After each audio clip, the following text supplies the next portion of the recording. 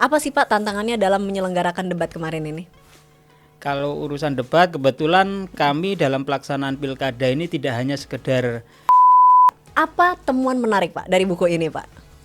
Jadi di buku itu diceritakan proses Dengan identitas pesantren. Nah, bagaimana menerima kepemimpinan perempuan Pak? yaitu yang menarik di Jawa Timur pada pelaksanaan pilgub ini ya, yang Apa harapan Bapak ketika ada teman pemilih atau mungkin teman-teman kita dari KPU daerah lain yang membaca buku ini Pak? Apa harapan Bapak setelah mereka membaca buku ini? ya jadi kita berharap buku yang sudah kami susun ini bisa.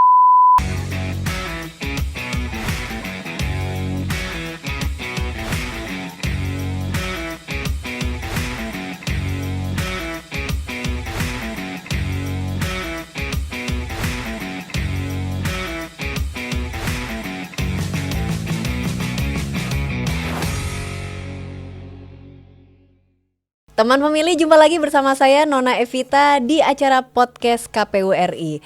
Teman pemilih, episode kali ini kita akan membedah karya penting yang tidak hanya relevan tapi juga strategis untuk mendorong inklusivitas dalam demokrasi elektoral. Kita akan membedah, ini bukunya berjudul Perempuan dalam Debat Pilkada Jawa Timur. Nah, buku ini menyajikan wawasan penting tentang bagaimana perempuan berperan dalam debat politik yang menjadi salah satu momen krusial dalam pilkada. Lalu, mengapa peran perempuan menjadi penting dalam debat politik? Apa temuan menarik dari buku ini dan bagaimana memperkuat posisi perempuan dalam demokrasi? Di studio podcast KPRI sudah hadir bersama saya secara luring Ketua KPU Provinsi Jawa Timur Pak Aang. Apa kabar Bapak? Alhamdulillah baik Mbak Nona. Luar biasa sekali. Terima kasih Bapak sudah bersedia hadir dan sharing ya Pak ya tentang buku ini. Ini buku keberapa Bapak? Itu ada 7 riset yang kita lakukan ya dari proses penyelenggaraan pilkada tahun 2024 khususnya Pilgub Jawa Timur, dan diantaranya adalah perempuan dalam debat pilkada Jawa Timur itu. Baik Pak, dari sudut pandang KPU sebagai penyelenggara Pak, bagaimana Bapak melihat dinamika keterlibatan perempuan dalam pilkada Jawa Timur? Ya, jadi kalau untuk Jawa Timur, proses pilgub sepengalaman saya mulai penyelenggaraan pilkada langsung pilgub di tahun 2008, 2013, 2018, kemudian 2024 itu selalu ada hal yang baru di penyelenggaraan pilgub Jawa Timur. Kita ingat 2008 pertama kali pemungutan suara ulang dilakukan itu khusus pilgub Jawa Timur. Kemudian di terakhir 2024 ada hal baru yang semula mungkin orang menarasikan bahwa kemungkinan calon tunggal karena persyaratan sebelum dirubah oleh putusan Mahkamah Konstitusi kan ya. Waktu itu seolah-olah di Jawa Timur kemungkinan ada calon tunggal dan nggak ada penantang untuk yang dalam ini petahana ya. Nah ternyata di akhir-akhir ada 3 pasangan calon dan itu satu-satunya provinsi yang menyelenggarakan pemilihan gubernur dan wakil gubernur dengan calon gubernurnya itu dari unsur perempuan. Dan ini bukan hal mudah mengelola pelaksanaan pilgub di Jawa Timur dengan jumlah kabupaten kota paling banyak di antara provinsi yang lain. Kalau jumlah pemilih terbanyak kedua setelah Jawa Barat. Luar biasa. Bicara mengenai debat ya Pak ya, apa sih Pak tantangannya dalam menyelenggarakan debat kemarin ini? Kalau urusan debat, kebetulan kami dalam pelaksanaan pilkada ini tidak hanya sekedar menyelenggarakan proses sesuai dengan ketentuan regulasi yang ada, tapi kita menyisipkan kebudayaan, kita hidupkan kembali budaya-budaya dari daerah di Jawa Timur. Contoh kita menyelenggarakan kirab, itu konsolidasi budaya. Kemudian dalam proses pelaksanaan debat kita haruskan semua pasangan calon menggunakan pakaian adatnya masing-masing. Itu kita haruskan, dan dalam proses pelaksanaan debat banyak orang yang mungkin nggak tahu di belakangnya itu kan kita juga merumuskan beberapa topik dari isu ekonomi, politik, sosial, kemudian kesehatan dan lain sebagainya.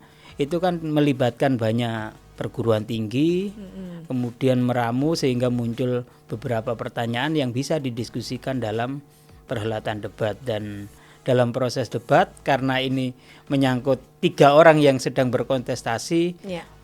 Mengaturnya itu bukanlah hal yang mudah. Dan perempuan semua lagi. Dan perempuan semua. Terus kan debat itu live sehingga ketepatan waktu, mengorganisir massa yang ada di luar, berkoordinasi dengan pihak keamanan, kemudian dengan teman-teman media dan lain sebagainya itu juga bukan hal gampang ya. Jadi dan alhamdulillah menurut teman-teman TV debat kita itu juga ratingnya cukup tinggi dalam perhelatan 3 kali pelaksanaan debat, dan saya rasa dalam proses debat Pilkada Jawa Timur tentu sesuai dengan harapan kami menjadi pendidikan politik tersendiri sehingga pada tanggal 27 November kemarin pemilih itu datang ke tempat pemungutan suara bukan karena lantas ada politik uang dan lain sebagainya, tapi karena sudah memahami visi maupun misi dari masing-masing pasangan calon yang disajikan oleh KPU. Baik, luar biasa, berarti magnet debat ini membuat pemilih menjadi pemilih yang cerdas begitu ya Pak ya. Alhamdulillah demikian. Betul, bukan hanya modal dasar elektoral, bukan hanya popularitas, akseptabilitas dan elektabilitas, namun juga perlu disisipi akuntabilitas, kapabilitas dan kredibilitas. Luar biasa sekali. Pak, bicara mengenai buku ya Pak, apa temuan menarik Pak dari buku ini Pak? Jadi di buku itu diceritakan proses kita meramu beberapa topik yang akan didiskusikan, kemudian bagaimana kita bisa melihat visi maupun misi pandangan dari masing-masing pasangan calon kita uraikan di situ sehingga teman pemilih nantinya juga bisa menyaksikan kalau kemudian tidak mau memutar ulang via channel YouTube kami bisa melalui buku itu. Baik juga bisa menjadi pembelajaran bagi KPU daerah lainnya ya Pak ya, untuk menjadi benchmarking begitu. Baik Pak, bicara mengenai Jawa Timur, ini kan provinsi dengan jumlah pemilih terbesar kedua setelah Jawa Barat, dan Jawa Timur ini lekat dengan identitas pesantren. Nah, bagaimana menerima kepemimpinan perempuan Pak?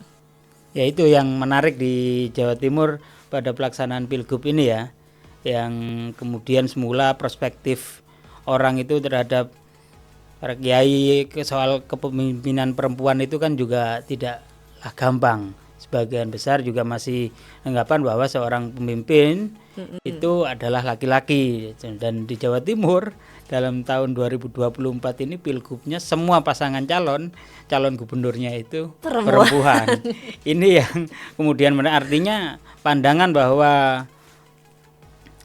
di Muslim pemimpin itu harus laki-laki itu sudah bisa ditoleransi dengan hadirnya pelaksanaan Pilgub Jawa Timur, bahwa calon gubernur pun boleh dari unsur perempuan, bahkan partai-partai Islam pun mengusungnya juga sama calon perempuan. Itu mentoleransi itu, dan alhamdulillah pelaksanaan Pilgubnya juga minim kendala. Kemudian bisa dari forum debat itu bisa memberikan pendidikan politik kepada pemilih untuk mengetahui lebih dalam pasangan calon yang nantinya akan dipilih waktu pemilu kepala daerah. Baik, luar biasa sekali Bapak. Mungkin ada teman pemilih yang bertanya nih, bagaimana cara mendapatkan buku ini Pak? Siapa tahu ada teman pemilih yang nonton yang mau baca begitu Pak. Pasti pada penasaran nih. Ya, kalau cetak memang kita sebar di masing-masing kabupaten kota, khususnya ke lembaga-lembaga perguruan tinggi maupun lembaga yang kemarin melakukan pemantauan pemilu ya. Kepala daerah. Kemudian kalau teman pemilih ingin mendapatkan buku e-booknya itu bisa diakses di laman website KPU Jawa Timur. Wah, tersedia berarti e-booknya. Gratis ya Pak? Gratis. Luar biasa. Biaya. Gratis teman pemilih untuk mendapatkan pendidikan politik begitu ya Pak ya. Sosialisasi dan pendidikan pemilih. Baik Pak, apa harapan Bapak ketika ada teman pemilih atau mungkin teman-teman kita dari KPU daerah lain yang membaca buku ini Pak? Apa harapan Bapak setelah mereka membaca buku ini? Ya, jadi kita berharap buku yang sudah kami susun ini bisa bermanfaat khususnya para teman-teman para pegiat pemilu, kemudian para peneliti mungkin bagaimana kemudian dalam buku itu kita bisa menjelaskan kedetailan dalam penyelenggaraan debat, yang mana dalam proses debat itu ya bukan hal mudah menyelenggarakannya. Bahkan untuk mau debat maksimal, pelaksanaan sesuai dengan regulasinya maksimal 3 kali pun itu kan kita bisa laksanakan, dan mudah-mudahan ini jadi bahan untuk pihak-pihak yang memerlukan dalam proses penelitian ataupun hal yang lain. Dan saya rasa dokumentasi yang kita tuangkan dalam buku ini sangat bermanfaat untuk perbaikan penyelenggaraan pilkada di tahun-tahun berikutnya. Luar biasa. Baik, lalu apa pesan untuk teman pemilih yang sedang menyaksikan tayangan ini, Bapak? Ya, teman pemilih, kami berharap bahwa proses penyelenggaraan yang sudah kita selenggarakan di tahun 2024 ini bukanlah penyelenggaraan yang mudah, kemudian juga menghabiskan biaya yang cukup tinggi, dan kami berharap ada masukan, koreksi, mungkin kaitan dengan buku itu tidak segan, tidak canggung disampaikan ke kami untuk perbaikan di proses-proses berikutnya. Berarti betul-betul KPU terbuka begitu ya Pak ya, Iya. Justru membuka ruang untuk kolaborasi. Mari kolaborasi untuk mewujudkan demokrasi yang lebih partisipatif dan lebih baik. Baik, terima kasih sekali Pak Ketua, Pak Aang, Terima kasih. untuk waktunya dan insight-nya khususnya yang luar biasa. Dan terima kasih teman pemilih yang sudah setia bergabung. Semoga ke depan panggung politik kita semakin inklusif begitu ya Pak ya, Iya. Dan demokrasi kita juga semakin membaik. Dan tetap kritis, tetap partisipatif, dan tetap semangat berdemokrasi. Sampai jumpa teman pemilih.